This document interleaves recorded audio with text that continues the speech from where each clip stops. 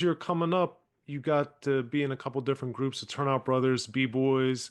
So what were the differences of the different groups and what you learned in each one? Well, the group, the B-Boys, we were DJs. We were DJs. I was me and Wiz from Kid and Play. He was one of the DJs. He was very good, by the way, and I was probably one of the worst DJs. But for me, it taught me about break beats. It taught me about the whole selection of the super disco breaks, what breaks was, where the break parts were, all that stuff. I knew all the breaks when it came to beats.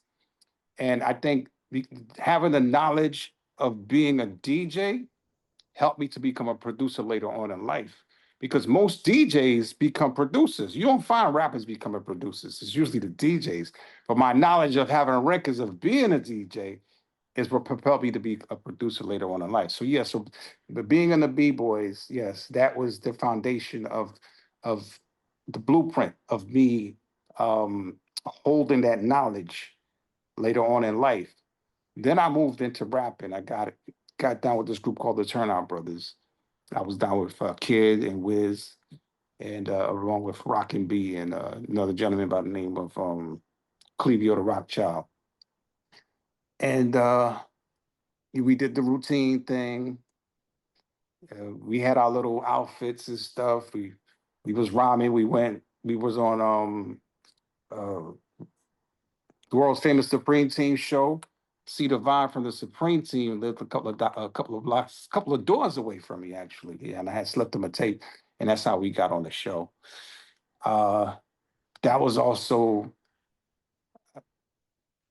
my foundational, the foundation of me being a rapper, of wanting to be a rapper, of wanting to pursue a rap career later on in life. I didn't know where it was going to take me, but back then there was really no money involved, but it was just something that we loved to do and sort of kind of saw a future in it, but didn't know where it was going to take us. But at the same time, I was also in school, so we was having fun with it.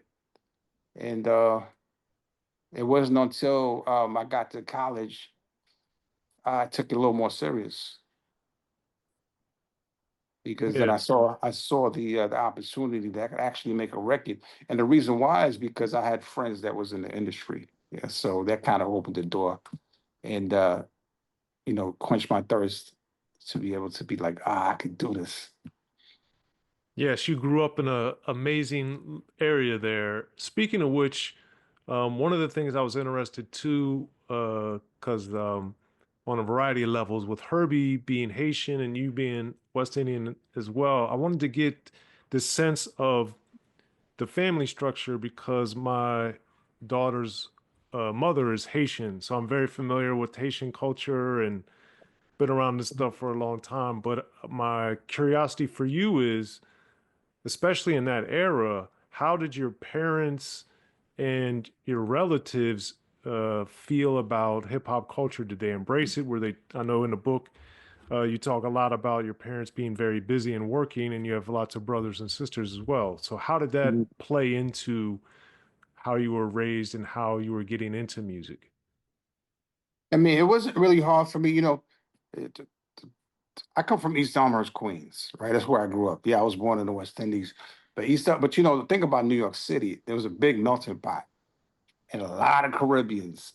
I'll probably say on my block alone is probably 80% Caribbean. And I kid you Wow. not. Yeah, a lot of people were West Indian growing up in Queens, just like Brooklyn. And so for me, being that my older brother was a DJ, it was an easy transition for me. My parents weren't really hard on me when it came to music because they saw the progress of what my brother did. My brother, he did good things with his career early on. So for me, it wasn't like they had a problem with it. So it was cool. My parents, they were as long as my mom was a school teacher. So as long as I pursued education, she was good. And I wasn't always the best student. I was running the streets, I was cutting class, I was doing all that stuff just because I loved hip hop. So that's where the problem came. It's when I was going astray and not focusing on the studies. Yeah, you could do this, but you got to make sure you bust out the classes. And because I was just hanging with the wrong crowd because I love hip hop. Yeah.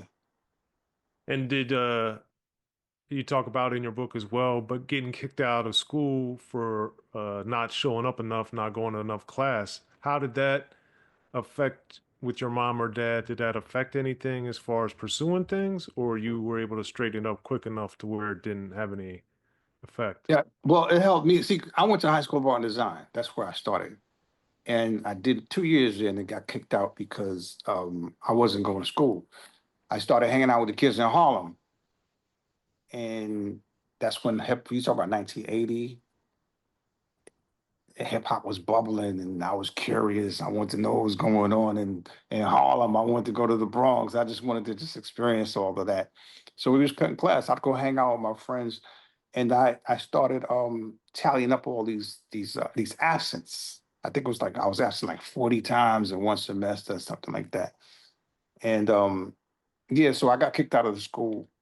But what it did was it straightened me up. So when I got kicked out, at the same time, I joined this rap group called the Turnout Brothers. I'm in 10th grade. And I'm like, okay, I saw how it really affected my mom being a school teacher and her having to go into the dean's office and she's crying in his office while he's telling her that he's gonna have to let me go. And I see the look on her face and I'm hurt because I see that she's hurt. So I'm saying to myself, okay, well, I have to graduate. I can't be, I can't drop out because I just know what it means, what it meant for my mom and the family. So I straightened up. I went to local high school, straightened up, and I focused on two things: focused on graduating and focused on this rap group that I had, Turnout Brothers. Hmm. And as all this was happening and everybody gets starts to become successful, um, one thing that I was interested in is you talk about how Hurby, and I was always curious about this too in general, but uh, of course, Rush Management was dominant with Russell Simmons, but Hurby started his own management company, and that caused a big rift, or at least he and Russell didn't speak for years because you talk about how Jam Master Jay had come and said, "Yo, roll with us," and Hurby was like, "No, we're rolling with, Yeah. we're going to be ourselves. We're going to be the idol makers. We're going to have our own crew, etc." So, what did Hurby standing firm and standing up for himself and creating this other entity show you, teach you? How did that affect you? Well, I mean, for Herbie, I think what it did for him was it showed him how to be a boss, right? And also that you can be two people could play in the same sandbox, right? And still dominate. You don't always have to be.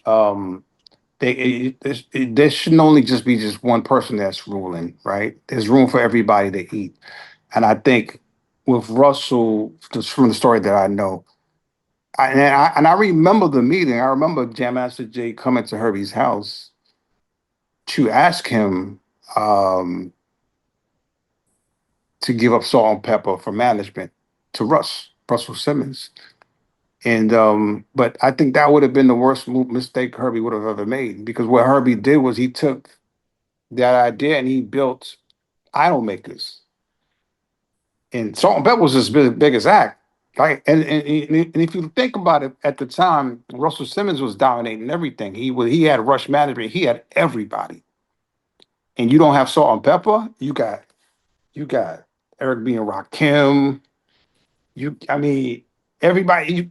I think he had Will Smith too. Fresh Yep. Prince, but you have everybody, but you don't have Salt-N-Pepa. That's a problem. Oh, I can't have Salt-N-Pepa? Oh, I ain't fucking with you. So he's right. Yeah, he told me he would be in the same room with Russell. And they'll be like at a club. Russell would look dead at him and wouldn't speak. And that went on for years. And I think till this day, if you probably saw Russell today, I don't even know if Russell would speak. Yeah. So that's crazy. Yeah. That's wild because I always wondered that. I mean, even Stetsasonic had the song "Rolling with Rush" on the Info Gear album. They made a song, and of course, Paid in Full, Eric B. and Rakim talk about rolling with Rush. It was But you good. know what? Everybody had the crazy thing was back then. If you didn't have the same management, you had the same management, and then you had the same management, you had the same accountant, and you had the same attorney. Everybody was managed by Rush. Everybody's account was Burt Padell. Everybody's attorney was Ron Scola. I mean, it's like, what the hell's going on? It just didn't make any sense.